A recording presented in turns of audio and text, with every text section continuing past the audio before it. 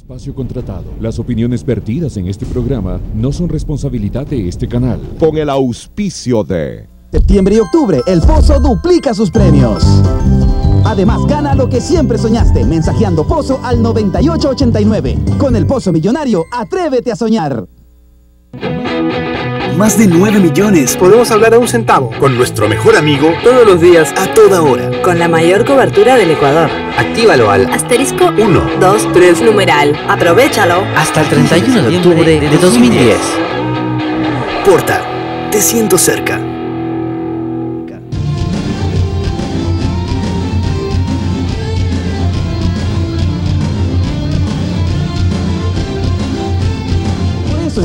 Ecuadorian Seafood Alliance, construyendo juntos el futuro acuícola del país.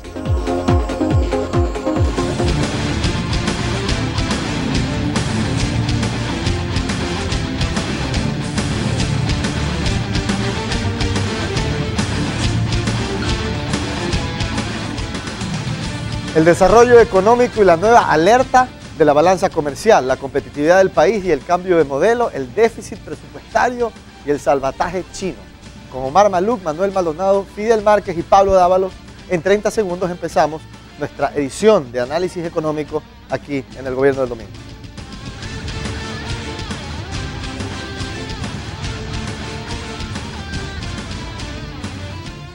Primer tema, el desarrollo económico y la nueva alerta de la balanza comercial. Diario El Universo el domingo 12 de septiembre presentó un análisis sobre las recientes cifras que demuestran un preocupante saldo negativo en la balanza comercial del Ecuador, con un récord en el incremento de las importaciones acompañada de una caída de las exportaciones no petroleras. La balanza comercial no petrolera de julio pasado registró la mayor caída negativa de los últimos 20 meses. Según datos del Banco Central, ese mes las importaciones fueron de 1.366 millones de dólares, mientras las exportaciones se ubicaron en 625 millones y dejaron un saldo negativo de menos 740 millones.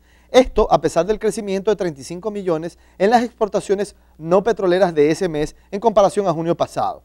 La cifra de la balanza comercial no petrolera de enero a junio de 3.885 millones también tuvo un registro negativo mayor que la del mismo periodo del 2009, que fue 2.810 millones, una diferencia de 1.074 millones de dólares. En ese periodo las importaciones no petroleras fueron de 8.308 millones de dólares, 1.639 millones más que el año anterior, un crecimiento del 24.57%. Esa cifra supera las importaciones de enero a junio del 2008, que fueron de 7.653 millones. Ramiro Crespo, presidente de la consultora de mercado Analytical Securities, explica que el alza de las importaciones responde al incremento del consumo que no puede ser abastecido por la producción nacional.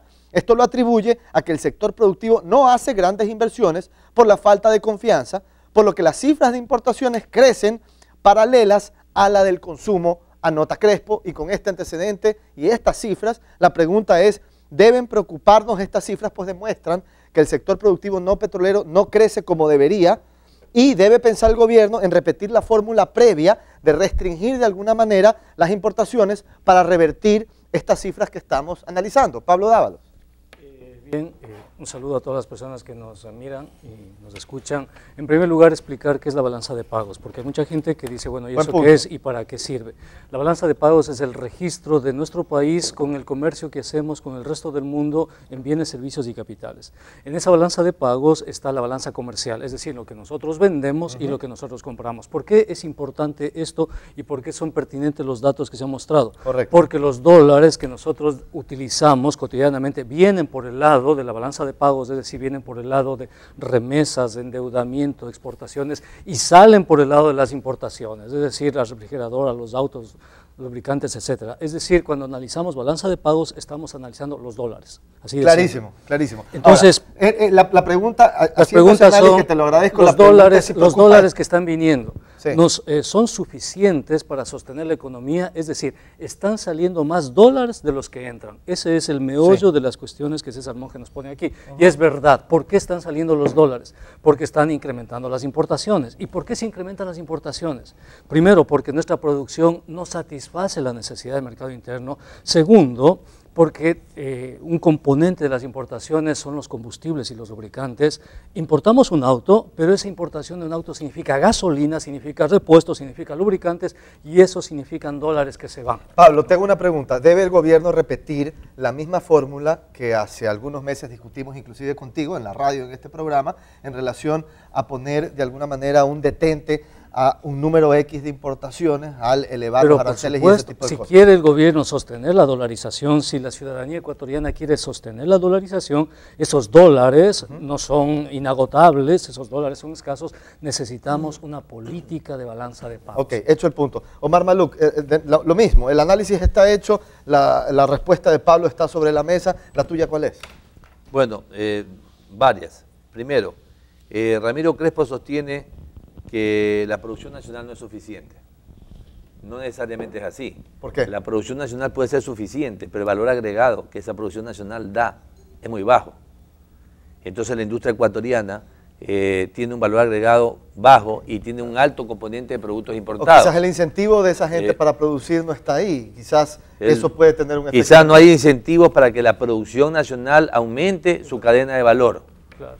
Entonces, ¿qué es lo que sucede? Que todos los dólares que se están exportando por parte de los exportadores, los están consumiendo los importadores en comprar productos terminados, pero también materias primas. Claro. Ahora, el gobierno a la vez, que es el que está cubriendo con la balanza petrolera, el déficit de la balanza no petrolera, pues son 2.800 millones de dólares que tienen que cubrirlo. ¿Quién los cubre?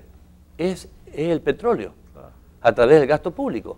Entonces significa que el dinero que el Ecuador gasta se filtra en la economía, pero no es absorbido por la economía para generar valor agregado, sino que se va vía importación. Déjame hacerte una pregunta, Fidel. ¿Qué no ha hecho el gobierno para evitar, o digamos, qué debió haber hecho el gobierno para evitar que llegáramos a estas cifras? ¿O simplemente no hay nada que el gobierno pudo haber hecho para evitar estos números negativos? Antes de darle respuesta a tu pregunta, hay que poner otro elemento sobre el tapete. Estamos analizando fundamentalmente por el lado de la balanza comercial. Así es. Y no toda la balanza por cuenta corriente, que es la que compone los ingresos realmente que tiene. Y aquí entra el elemento de las remesas, que es por las transferencias de remesas que vienen hacia el país, que de una u otra manera anteriormente, cuando eran remesas que iban en crecimiento acelerado, esta remesa un poco paliaba la situación, amortiguaban esto acá. Hoy no es el caso. Hoy no es el caso de la remesa, vemos una disminución realmente. ¿Qué debe hacer el gobierno si quiere revertir esto? Si quiere revertir esto, lo que tiene que hacer es impulsar un poco la promoción de exportaciones y la producción para la exportación y crear las condiciones necesarias para poder lograr, porque la medida... O darle la certeza a la gente, por ejemplo, de qué destino van a tener esos productos, a qué mercado van a ir. Es que ahí es donde viene, porque la medida que se planteó y que se tomó anteriormente, un poco de restringir las importaciones, son medidas de corto plazo, para un poco paliar la situación de crisis. Bueno, pero vamos a tener que volver a hacer lo mismo. Pero en el largo plazo eso no te resuelve el problema de la balanza de pagos. Es un parche coyuntural. Es un parche coyuntural para crear las condiciones para promover la producción necesaria para poder tener ingresos vía exportación. Ok, antes de ir con Pablo, Manuel Maldonado, tu análisis sobre esto, lo mismo lo conversamos hace unos meses, lo volvemos a repetir porque lo vemos a ver esas cifras. ¿Cuál es tu opinión? Yo creo que no hay que preguntar qué debe hacer el gobierno, sino qué no debe hacer el gobierno. ¿Qué no debe hacer entonces? Mira, tú ves en la economía, ves en los centros comerciales, dice la gente, ¿cómo dicen que hay crisis si todo el mundo está gastando, todo el mundo está comprando? Claro, el gasto público, el gasto del gobierno ha crecido desmesuradamente desde unos 8.000 millones y va por cerca de 17.000 millones de dólares. ¿Y eso qué tiene que ver con eso? Eso se va a las importaciones, pues la gente que recibe esa plata por diversos canales gasta, consume. Y el gasto público, que es política fiscal, se canaliza a la política comercial. Y eso genera desequilibrio. Si a eso le agregas los subsidios a los combustibles, generas un creciente desfase entre lo que entra y lo que sale de divisas. Y habría que ver qué nivel de endeudamiento existe en esas personas que lo que decía Fidel, la forma de contrarrestar el déficit comercial va por la balanza de pagos en la cuenta de capitales. Entran los préstamos de China en condiciones extraordinariamente onerosas, también se los vuelven a gastar y viene un círculo vicioso. O sea, hay desequilibrio y políticas económicas desacertadas. Tengo que terminar. Esa es la causa. Cierro contigo, Pablo. Sí, indicarle a la ciudadanía que cuando hablamos de balanza de pagos hablamos en realidad de la dolarización. hasta qué punto las políticas de balanza de pagos van a permitir sostener la dolarización. Entonces no se trata solamente de ver lo que vendemos o lo que compramos o el gasto público y demás, se trata de ver hasta qué punto sostenemos y le damos coherencia al esquema de dolarización. Buen punto. Con eso cerramos, vámonos a la pausa y cuando regresemos seguimos aquí en nuestro análisis económico en un programa especial del Gobierno del Domingo. Señor Monge, el Ecuador está concentrado equivocadamente en el trajín político cuando el problema de fondo es el tema económico. Muy tarde el gobierno se dio cuenta que teníamos un problema grave cuando abundó por 2 años el dinero y no se preocupó de darle la confianza a los agentes económicos nacionales.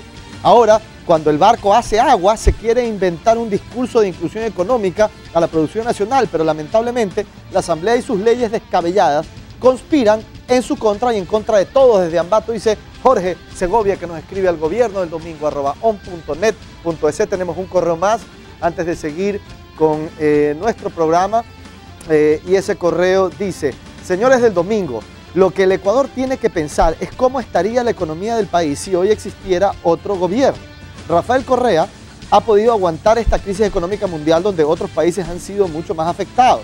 Lo que sucede es que a la gente le molesta que queramos integrarnos con otras regiones y andan llorando por no tener acuerdos comerciales con Europa y Estados Unidos. Tenemos que pensar cómo desarrollar nuestro mercado interno y fortalecer nuestro bloque económico regional con esfuerzos como el ALBA y la UNASUR. Desde Quito nos escribe Jorge Almeida al gobierno del domingo @on.net.es. Ustedes también pueden escribir a esa dirección y nosotros regresamos en 30 segundos.